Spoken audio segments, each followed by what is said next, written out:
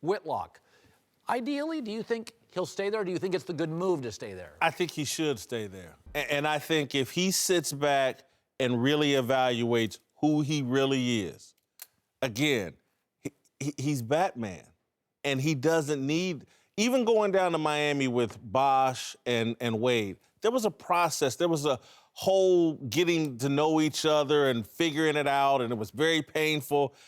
Again, I don't think down in Miami they reached their full potential. They got 2 titles. And then so you come back here to Cleveland and you're trying to share with Kyrie Irving. That didn't work out for the long haul. Kyrie Irving left. This is the kind of team that LeBron needs. He is the unquestioned leader. These guys will all fall in line behind him, and they're talented. They can make shots, and he's the best shot creator other than Wilt Chamberlain or Kareem Abdul-Jabbar in terms of just creating space on the court and freeing up other people. And Shaq used to do it as well. There's certain guys that just create. We've never seen a shot creator and space maker that can do all the things LeBron can do, surrounded by I wouldn't leave this. I wouldn't. Listen, ideally, none of us would leave our hometowns, but we do because there's commerce elsewhere. I would have loved to have grown up in a town, played high school football, and stayed there. That's like 12% of the population can do that. Ideally, he should stay in Cleveland. But the way pro sports is, and, the NBAs tend to be a glamour league, and the Miamis and the LAs, I will say this. If he won a title after Kyrie left, like this year, or you mean just well, I mean, in the next 2 years, if this collection of guys won a title, even if Steph got hurt, KD got hurt, wow. Like, we're all talking about him losing finals. If you came back to Cleveland, won a title, Kyrie leaves, and Boston still can't beat you. Oh, boy. 20 years from now, we're sitting at lounges and bars going, that MJ didn't do that. No, you're right. These are the things, if you really want to catch that ghost in Chicago, the platter can't just be sitting there for you and you go to the most talented team and win it. If he stayed in Cleveland and they did win against this all-time great Warriors team, that would mean more than going and playing with Paul George and the Lakers and winning it. And here's the thing else. If you go to the Lakers, guess what, LeBron? You better win it. The Lakers don't get excited about getting to the second round or going out in the conference finals. Every other player, save Elgin Baylor, Jerry West, Shaq, Kobe, Kareem, Magic, Wilt Chamberlain, they all won titles with the Lakers. So they delivered. If LeBron James might be better than all of them, goes there and doesn't deliver, then that could be a mark on his legacy. He does not need to look at it like, I'm tired of getting to the finals and getting beat. There's an achievement in getting to 7 straight finals, even if the East is weak. Make it 8, 9, 10, whatever it is. Because we've seen only 4 teams in history have gotten to 4 straight finals. Teams. We're talking one individual to 7 straight. You see the Warriors. You mentioned the Warriors. The mental fatigue, the frustration, Draymond getting technicals, Steve Kerr, Kevin Durant getting technicals. They're getting exhausted by the 4th straight run. LeBron, it's an achievement to go to 7, 8, 9 straight finals. He needs to think about that, even if you lose. Woo, you guys really, all of a sudden, LeBron's got to stay, huh? I just keep coming back to this. Take off your Lakers jersey before you say something. I just keep coming back to this. If he leaves and doesn't win a title with the Lakers, it's a black mark. If he stays and feuds with Dan Gilbert and doesn't win, it's also a black mark. He can't win here. So that's why I think he ultimately will feud with Dan Gilbert again, and I think he's got to get out of Cleveland. Where to go, though? Where? I'm still on board with the Lakers. I do believe that is the best situation. Even if he never gets back to the finals? I don't think it necessarily matters. Staying in Cleveland, you said if he stays there and wins without Kyrie. And what if he doesn't? What if Jordan Clarkson turns into a pumpkin in the playoffs and the spotlight's too big for Rodney Hood? Then what? LeBron's going to stick around with those guys? Because they can't, there's no avenue for them right now to get another superstar like you said Kevin Love is. Well, they can't get one. My thing is executing his vision, his big vision, helping Akron, empowering the guys he grew up with, bringing championships and respect to Cleveland. Now they have this general manager, Kobe Altman, that he could help empower and make someone important in the NBA. If LeBron really wants to execute his vision, Cleveland is the perfect place to do it. I just go back to, again, he doesn't get along that well with other superstars when they're on the same team. Again, the whole thing in Miami eventually fell apart. Obviously, it fell apart with Kyrie. Chris, you would know better than anybody. The LeBron James we saw yesterday reminds me of the LeBron James in those first 6, 7 years in Cleveland.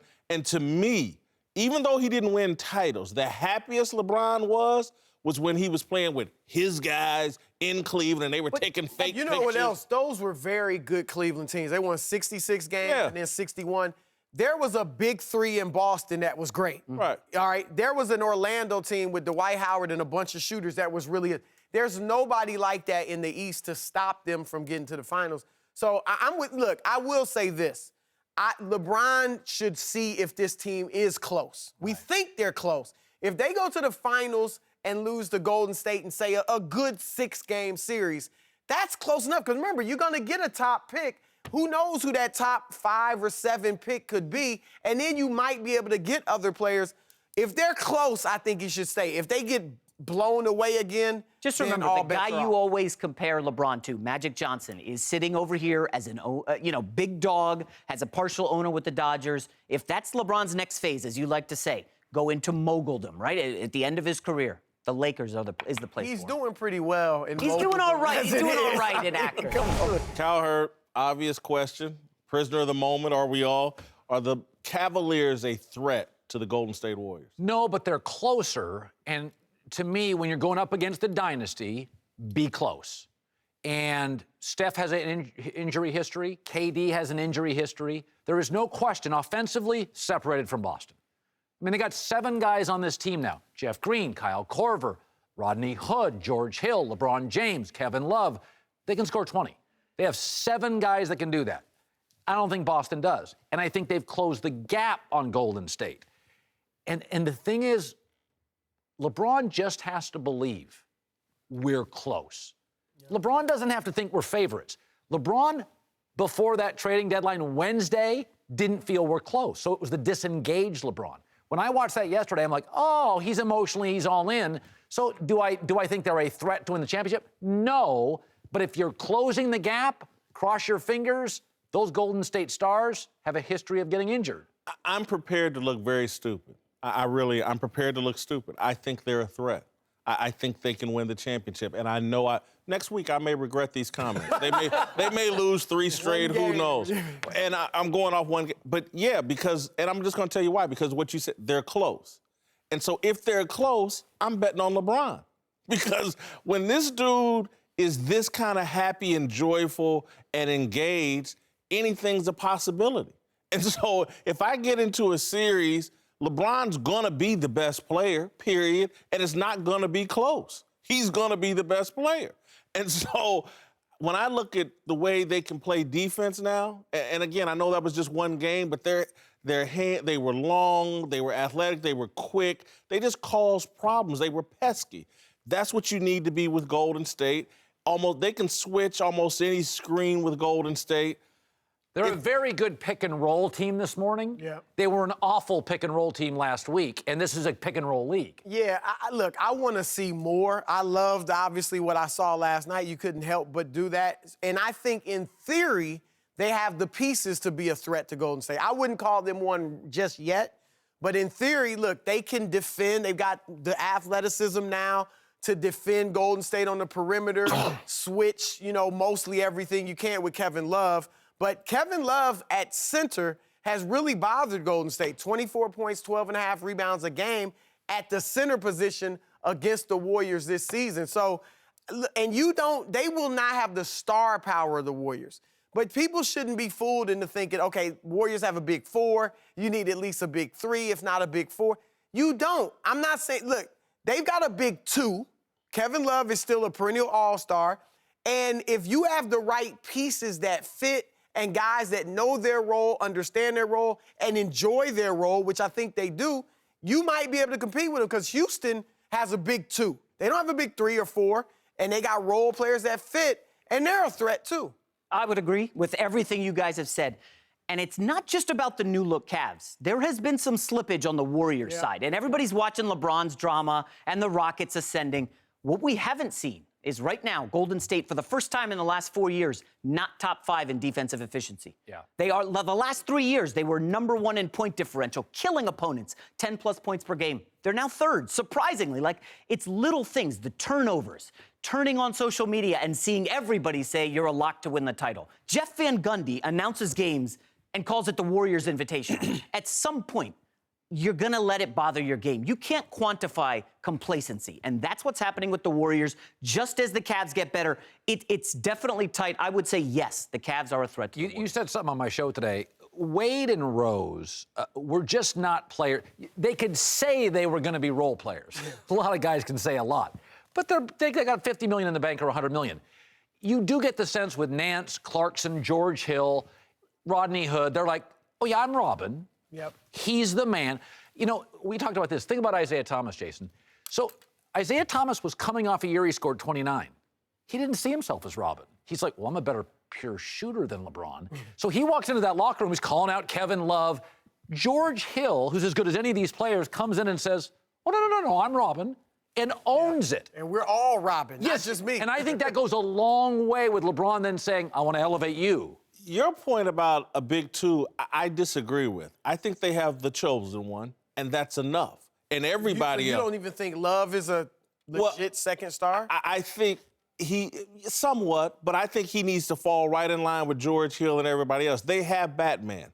And again, if Batman is this energized, this happy, this joyful, Chris, you lived it in Cleveland the first time around. You saw him take Eric Snow and a lot less than what he has now. A lot less. All the way to the finals.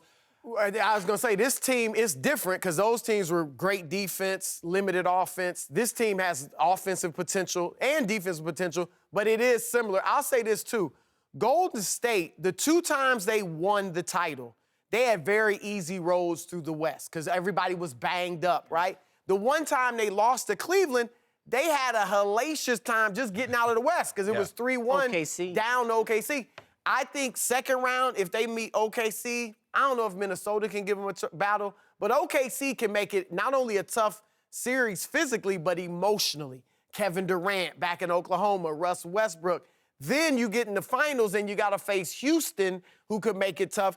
They could be a little bit banged up. The Warriors this year are 1-4 against OKC and Houston. That's a minor thing, but the other guy, we're not talking about Andre Iguodala. He got $18 million in the offseason. He's shooting 23%. Yeah. Meanwhile, the Cavs now have Jordan Clarkson, George Hill, these young, athletic guys coming off the bench. Listen, Warriors bench is looking suspect. If you just look at the names on the Cavs roster this morning, there are, you would admit, 7 guys you're like, if I told you George Hill had 20 tomorrow, or Kyle Korver, or Jeff Green, or LeBron. Like, offensively, do the Warriors have 7 guys? No. They don't. So that's where I But do. I think offensively, I still would put the Yes, Warriors they have the in. higher-end guy.